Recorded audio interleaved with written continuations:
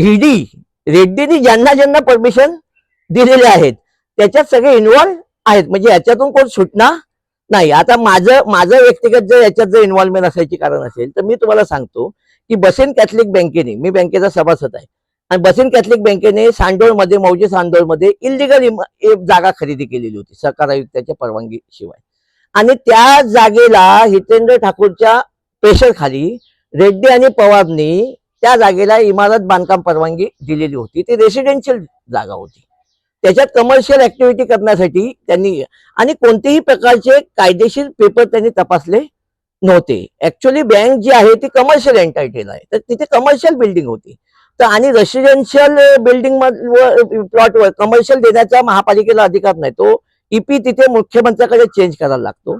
पण ह्या लोकांनी त्या डीसीआरच्या रूल प्रमाणे सगळे धाबे धनानून टाकलेले होते. मला जेव्हा समजलं परमिशन दिले तेव्हा मी जाऊन स्थगिती, त्याच्यावर ऑब्जेक्शन घेतलेलं होतं, माझ्यामुळे त्याच्यावर स्थगिती आलेली होती.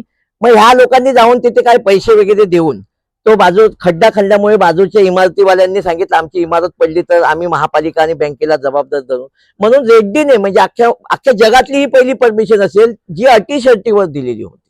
तर ती नुसती परमिशन दिली का, तर त्याच्यात बँकेकडून किती पैसे घेतले, या 40 करोड मध्ये बँकेच्या संचालकाकडून रेड्डीने किती पैसे घेतले ते आता ईडीला तपासायला लागेल ना.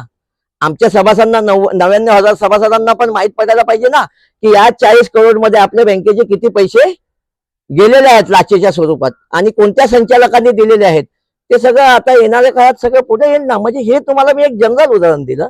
तसं रेड्डीने वसईमध्ये जिथे जिथे सीसी दिल्या, स्थगिती केल्या, ते स्थगिती उठवल्या, ओसी दिल्या, आणि हे चिंदीचोर लोक नाही आहेत, पण याच्यात जे करोडो रुपये ज्यांनी कमावलेले आहेत, मला वाटतं ईडी आहे तर 5 करोडच्या वरचंच ते प्रकरण तपासतील.